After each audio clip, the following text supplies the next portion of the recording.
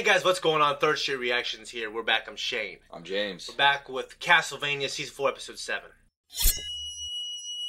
We had one of the most epic battles I've ever seen. Definitely in this show. I don't think I'm having recency biased, because My Hero Academia has some of the most amazing battles. And even though it's a little older, I just love Dragon Ball Z so much. I love Gundam. But certainly, like, the emotion, the animation, I just love this so much. Yeah, it's one of the best episodes of the entire franchise. Well, because actually we had so much character stuff with Hector and Isaac. Absolutely. And if this is the end for them, then I think it's a great ending. Now, and we still got all the stuff in Torgavista, you know, with Sci-Fi and Trevor. We don't know what they're doing. They are trying to rebuild and help these people. And there was that one little weird little bug thing. Mm-hmm.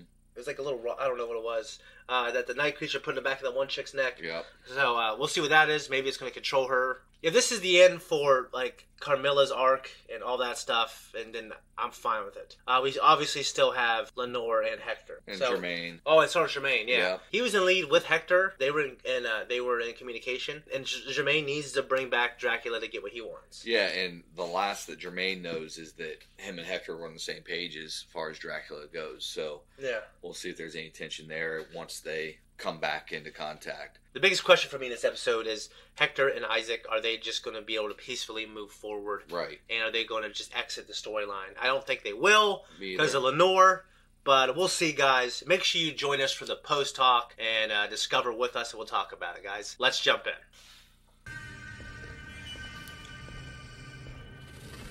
Yeah. Dude, night creatures suck.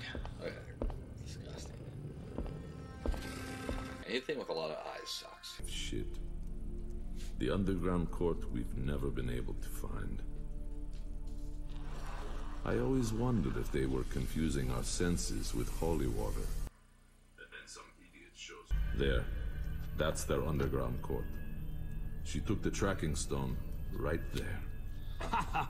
My plan was magnificent. What? I am a soldier. I still do not know what the fuck you are supposed to be. I'm Varney of London, you insolent Slavic pissflap. Slavic. You're a joke. Go, my boy. You're a criminal too. I know you. You don't fucking know me. I know you. I smell the death on you. You've committed crimes. Too much of the damaged, needy human on you. You're not a vampire. I'm a fucking vampire. Perfect? Perfect. I was given to the earth to feed off everything on it as I choose. Parasite. Yeah. Whatever. You made me angry. I don't like to be angry. I think it's time for you to go to the underground court. Yeah, isn't that what I just said? Oh, I don't know. I stopped listening a second or two after you started mewling about what you want. Then I decided it was time.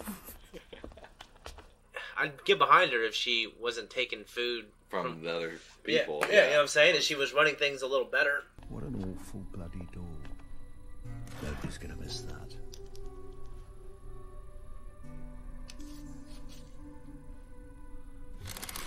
Little fucking trinkets and spells, and witchcraft. I have the location, and I am preparing the way.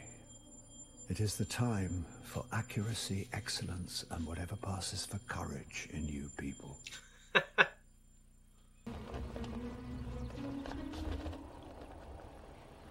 You just don't want them to do that, though. No. Boo. We're going to start losing the light soon. Let me show you where the weapons are kept. And then we'll look at the outside.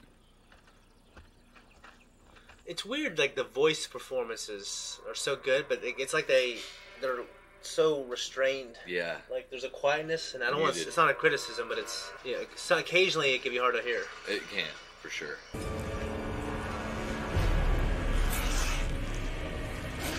Oh my god. And the Carmilla? Is that Carmilla? They're making a fucking... That just really disturbed me. A night creature out of? I don't like dead-ass women and dead-ass titties. It's just a weird thing to me.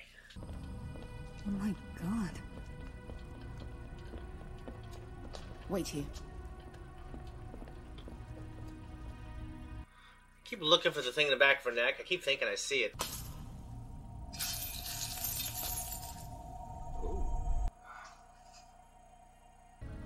Well, the story goes that a mad Norwegian vampire hunter went to India, and he convinced the weapons master of the Rajaputra clans to make him this. Yeah, he throws that in a game. It comes back to him. Yeah, the boomerang. Do you really, really want to make my life any more annoying right now? Stay there. Wakey, wakey, you shower of ourselves. Well, I see why they're so remarkably unconcerned about everything. Your voice down. Targovishte isn't a country. It's the beating heart of the country. Not even a city. It's the greatest city in the world. We are its stewards. Where did you get it if you killed all the priests? We recovered it from intact religious buildings. Do you know some of them used to cask and bottle holy water to sell? You could have used it to give people something to drink. The court must be defended. This is the great work. This is my glorious duty. I will save everyone by saving them.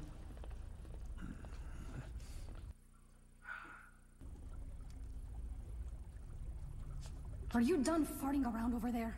Farting around. I don't know who taught you all these words, but yeah. No. I saved them.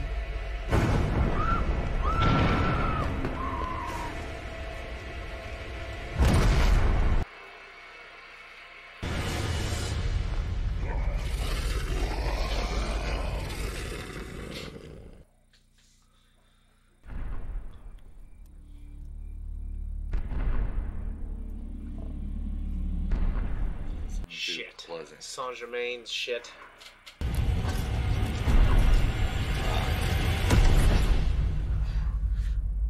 That was kind of very. There's a lot of exposition here. One thing that makes this show special is it is a very developed story. Exactly. But sometimes you got to have episodes like this to develop a story. Yeah, it was a very story-driven episode. Yeah.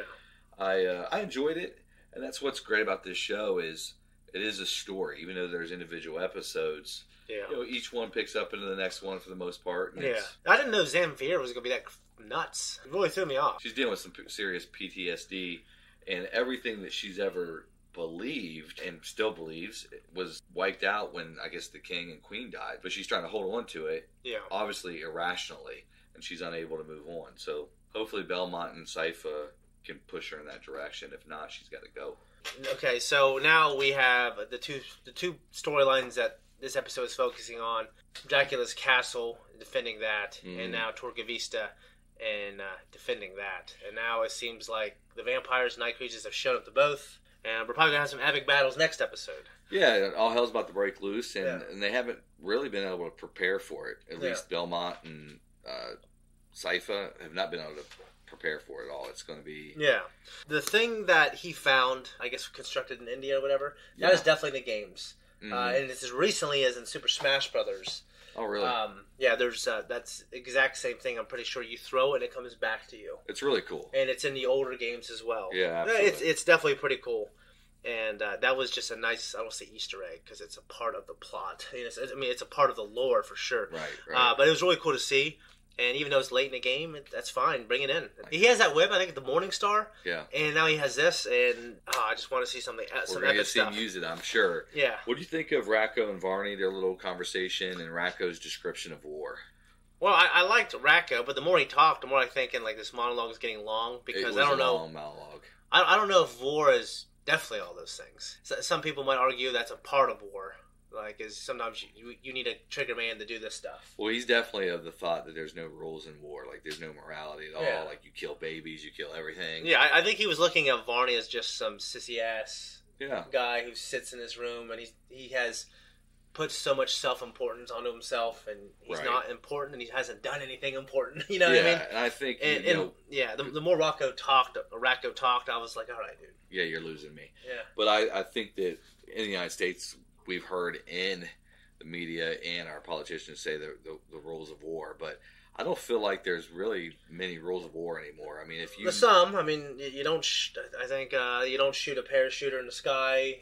There is, from the Geneva Convention, they have some... Hitler broke these wars, though. I mean, Hitler broke some of these rules. I don't think they're being followed too much. I mean... You're not supposed to shoot a horse, technically. Right, but you're also not supposed to bomb innocent children and kids when we know that happens with drones fairly often. Yeah, it's happened quite a bit. Yeah. And nothing ever comes of it. It's just they're dead and people move on and there's no consequences. It's terrible. It's just like you do. I love living in America, but it's just all the countries, all the superpowers. They've done a lot of things to be in that position. Yeah. And we're on top of a graveyard essentially. Absolutely. You know what I mean? So like we get a lot of comforts because a lot of bad men did a lot of bad things, yep. and in the name of security, but it wasn't secure for the people they killed. You know what I mean? And like, just living. I mean, I love pre-colonial history. I'm actually really obsessed with it, like Aztec and Mayan and Incas and Olmec stuff. I mean, they were all killing and enslaving each other, and that is absolutely the truth. Absolutely. But the way the Spanish Empire, they conquered the world pretty much. You know what I mean? And Christopher Columbus, I know he didn't discover America. I know there was Vikings up there in, is it Greenland? I think it was Greenland. And they were here for a few hundred years. Right. But they didn't get too far inland. But Christopher Columbus, just like I think Neil deGrasse Tyson said, like the significance of him finding America when he did. Of course, we brought over...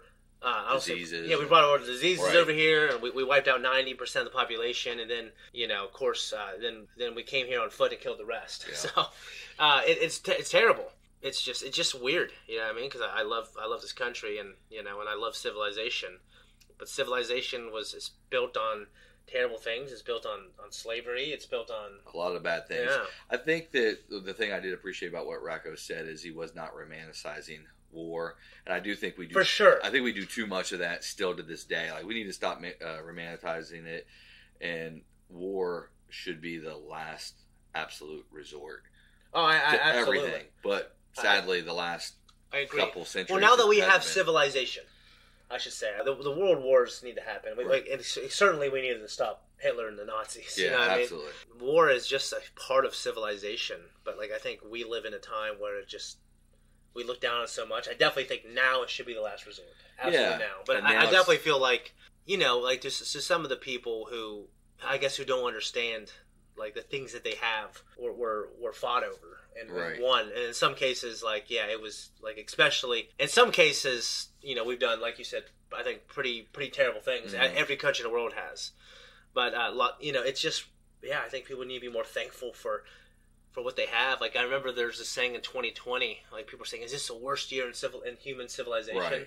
But it's not even close. Not even like close. there was I think it was in the 14 or 1500s. There was there's this volcano that erupted, and it basically blackened the sky in Europe for a year, and there was plague, and there was all this stuff happening. It's just like, dude, you live. If you live in the U.S., even if you're poor, you're in the top 5% of people. Yeah, absolutely. And if you live in 2020 anywhere in the world, you're in the top 0.1% of every single human that ever lived on this planet who lived and died. Right. So it's just I think people bitch a lot. Absolutely, but I do think that there is reason to be concerned because I think war is being used and powers of governments are being used now to try to hold on and grasp at every bit of power that they have. I agree, yeah, for sure. It's just we have foreign superpowers here that they're rising on the world scale, right? And that does bother me a little bit. Yeah, I think things are heading in the wrong direction, quite frankly. Yeah, but then there's this CIA guy, Andrew Bustamante. Mm-hmm. He's ex-CIA spy, and he was under the impression that after COVID happened, a lot of the stuff that we get from a particular country, right? A lot of the world does that because it's cheap at this country. Yes. But now the world has kind of said, you know what, we're not going to get everything from there because when everything shut down, we realized how bad the system was. Now, hopefully, we still get a lot of our medicines and. Well, I was going to say computer chips. Yeah, a lot of our computer chips are certainly. We need to find a way to do that better. Well, that particular country, a lot of our medicines come there. A lot of our prescription drugs come from there. Yeah. I didn't even know that. Yeah, which put us in a really bad situation during COVID, and obviously the tension that still exists from that situation. And I just hate the pharmaceutical industrial complex. It's just right. I didn't know how medicines were that you take. I didn't really understand the process of like how that gets in your hands. Oh, it's bad. And like the trials and how they're not very good trials and like, you know, and I'm buddies with a bunch of doctors and physicians or PAs in particular. And it just, they don't take a lot of nutrition classes. There were doctors I were listening to. They said nutrition has nothing to do with your health. And a lot of... And I'm like, what? A lot of these studies that they've done... That's the very thing. If anything, it's at least preventive. Exactly. A lot of these studies that have been done about medicines that have been just completely ignored and like buried because the side effects that they don't want people to know about. You know what I mean? Yeah, so, and they also want people to buy those pills. So, you know... The addictive properties. And I don't want to tell you, you know, this is going to cure cancer. Like, I do know people who have fasted and have shrunk their cancer down to nothing. Yeah, absolutely. It's pretty crazy. And like, and I know people, and some of these things have been published. Right? But then we have people saying, no, that is absolutely pseudoscience. You got to take your pills and get your chemo. You know what I mean? And I'm not saying that stuff doesn't save people. I'm saying that I think there's other stuff out there. And this is a little bit of a rabbit's hole, but all this is intertwined. I mean, from the war to the power of governments to medicine to corporations. I mean, it's all intertwined. It's just a big... You know, I'm such a capitalist, but like when if it goes completely unchecked and after years and years and years, you have these huge corporations that can start to take over. And it's unchecked, and they have the power of billions of dollars to influence politicians, to influence world governments, not just the United States, but other places. It's a fucking shit show. Guys, you're at the end card now. I like just cutting people off like that. You know what I mean? You're here, you arrived, you watched the whole video. Guys, if you want to support us and hear more conversations like this, just keep supporting us by coming back. Obviously, it's subscribing, but just commenting. You know, we would love to do podcasts and other things besides this. Hell yeah. But very few things besides Castlevania, because I love that.